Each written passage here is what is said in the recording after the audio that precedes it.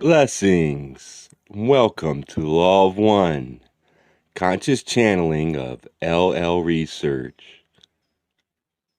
Let us speak now of balancing meditations.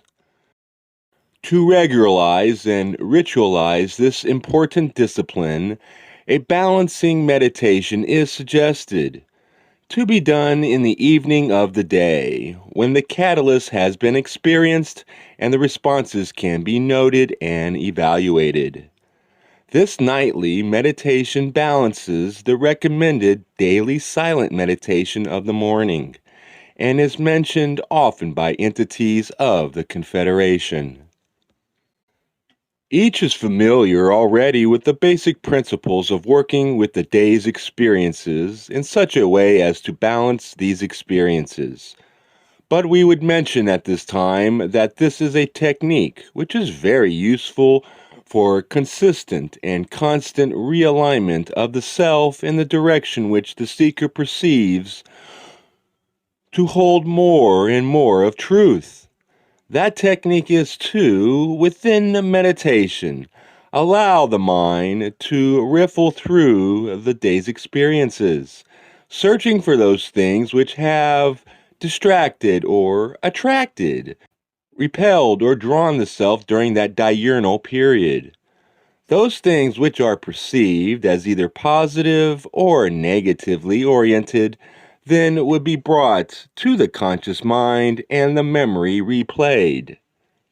When the self feels that emotional distortion, which was the initial reaction during the day's busy rush, this feeling or ideation shall be allowed to express and intensify within the emotional self, or more precisely, within that portion of complex of energies which is the self which deals with the emotional and mental perception. Allow these feelings and ideations to become ever stronger until you feel they are well intensified. Then mentally lay down that emotion and sit with that emotion without any attempt being made to change it. Allow the complementary emotion and or ideations to arise. Allow the other side of the coin to become slowly visible. When the opposite of the first emotion is felt and has been respected and honored, allow the thesis and antithesis, the original feeling and its complementary one, to exist side by side within the mind's eye. Both of these things are you, for each self is universal and contains all that there is.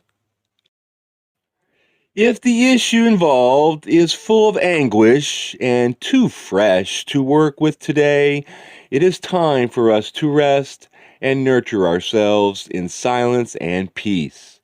But as soon as possible, take up the balancing process.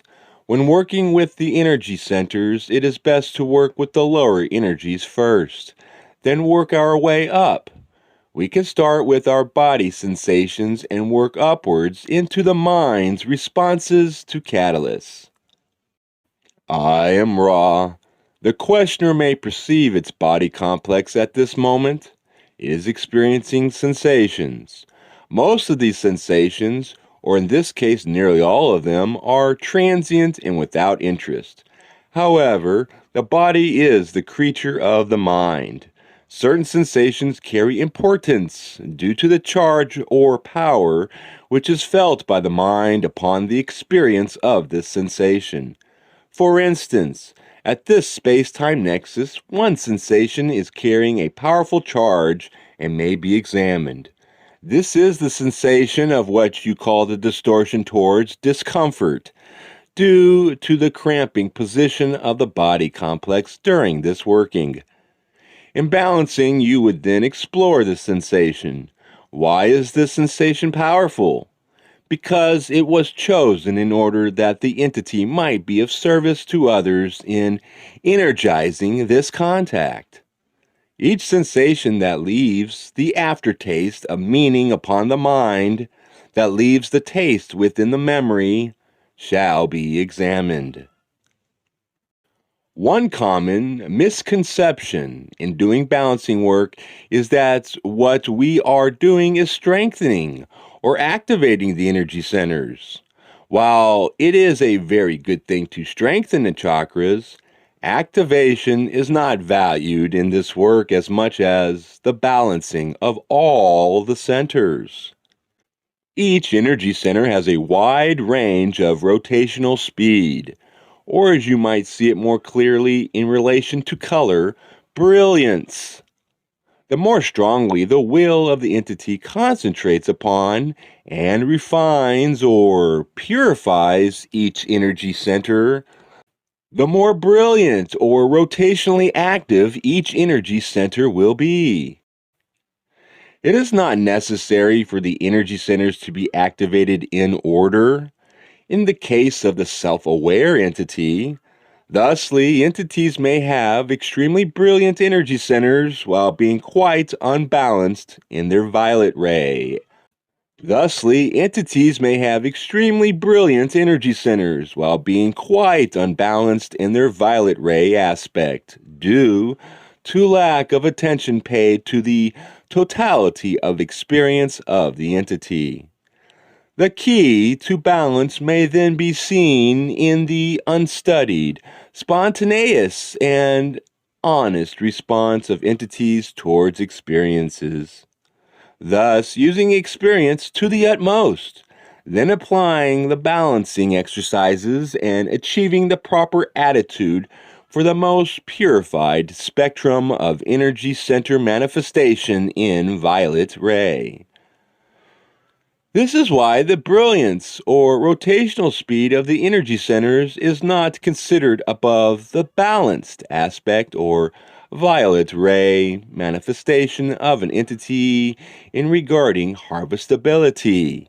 For those entities which are unbalanced, especially as to the primary rays, will not be capable of sustaining the impact of the love and light of infinite infinity to the extent necessary for harvest. We may think of the primary rays as the first three, red, orange, and yellow, the lower centers. The most fragile entity may be more balanced than the one with extreme energy and activity in service to others due to the fastidiousness with which the will is focused upon the use of experience in knowing the self. The densities beyond your own give the minimally balanced individual much time, space, and space-time with which to continue to refine these inner balances. The results of balancing include joy, springs of energy, and more finely tuned compassion. As those of Ra say, the catalyst of experience works in order for the learned teaching of this density to occur. However, if there is seen in the being a response, even if it is simply observed, the entity is still using the catalyst for learned teaching. The end result is that the catalyst is no longer needed. Thus, this density is no longer needed. This is not indifference or objectivity, but a finely tuned compassion and love which sees all things as love.